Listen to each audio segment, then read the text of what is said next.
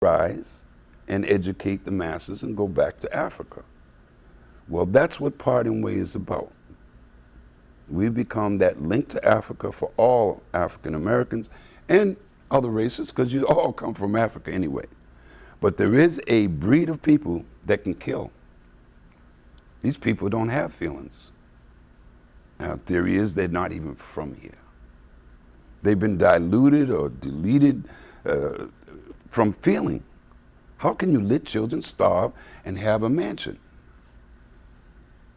How can you call yourself a leader and your shirt so crisp and suit and tie so, and your dress is a $500 a day knockoff, but you can afford to live in these hotels and have, how can you live that way if not you're cut off from your people?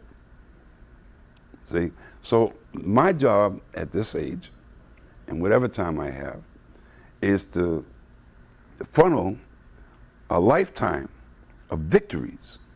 They've done everything to me, and I'm still here. All right. My only education was in guided missiles with a top secret clearance at the age of 17, but I couldn't get past the 8th grade in school.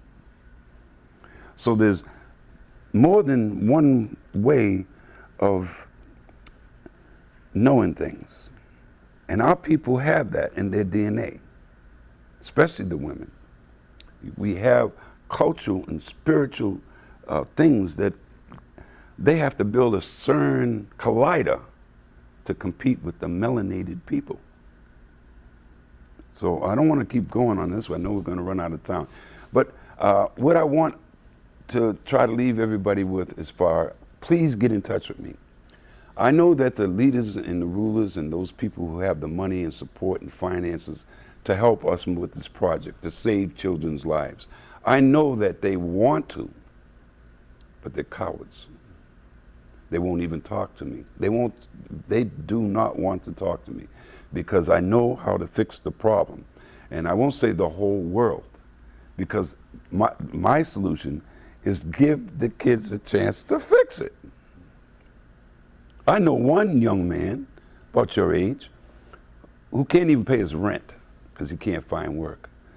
But he's invented 30 inventions, and one of them is like an iPad that you connect to your skin or your neck, or like earbuds.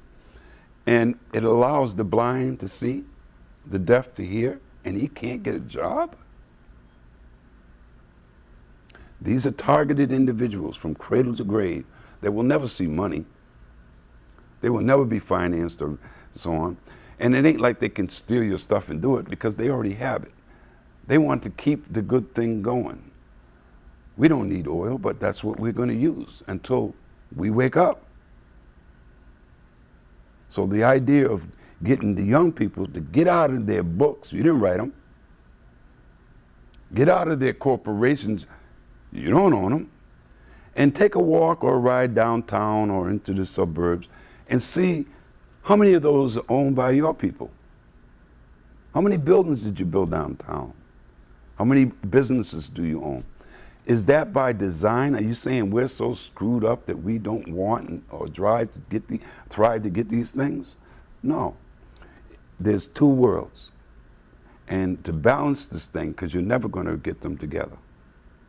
To balance, because you have to stop war. You have to make love to have, you see, and they rather die in hell than to admit that their father was black or Asian. They would rather die out than to have their daughter or son come home with a brown skin or yellow skinned child. So it is a war in the sense that they have everything. They have the power over everything, but they do not control the people. So just simply educating the people who don't have access to computers. Some can't even watch public access TV because you have to have cable, you know. If you don't have a job, you're only looking at food to get you through the week. If you have children, you're being blackmailed and pressured and traumatized, and it's torture. Every day you get up, you're being tortured by a system that wants to keep you down. Parting Ways is taking us out of that. So this is basically what I'm trying to give to my children. I can't give them gold. So, and I'd love to meet your or interview your father, because the idea, once people find out about the nutrition and the foods and the salts and things that are over there that can help us, we can need to get back and forth. And we want to go to Senegal. We want to go to Guinea-Bissau, Mozambique. We don't care if it's China, Russia. We don't give a crap. But we got to stop depending on the people who enslaved us. And stop trusting the man just because his skin is brown, you think he's brown. Or if he's black, you think he's black. If they got a racial issue, get away from them. Because you know our people are every color in the rainbow. Right? Now, I would like you to stop staring at me like that. You're making me nervous. Well, I can't help it because it's so interesting that every single thing that you've kind of touched on, and not everything, but overall is a journey that I've been on for a really long time, and it's like a blessing to be able to sit here and talk to someone who's actually lived it. Or it's not just coming from a book like you said, but it is your book. It's a book that you've written yourself, and that you've taken pieces of others that you've actually met and you've actually been interacted with, and that's something that you don't find every day.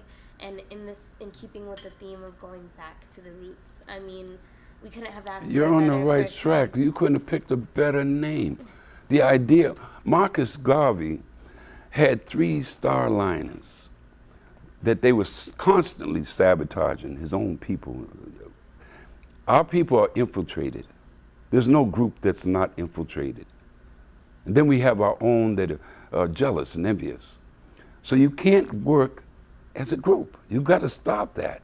Everybody's empowered to be a single cell working with another single cell. Nobody needs to be the boss. And they, oh, that's unorganized. That's well, it worked for me. I got 13 children. Out of my loins, over 100 I have to pray to every night. Over 100 great-grandchildren, grandchildren. I got a few that I don't remember. I don't, because they're coming so fast, on the way. Now this is one tribe. Once I woke up, I realized I had to do something for myself. Well, that's what you got to do, dear. That's what every one of us have to do. Re-educate ourselves. First, reclaim our culture and heritage. Our roots are in Africa.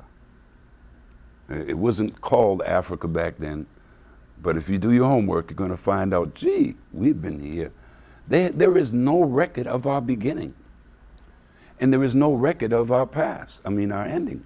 And in fact, if you go to Mars, there's a place called the Cape Verde Promontory. Take a good look at it, because they're starting to discover someone lived there.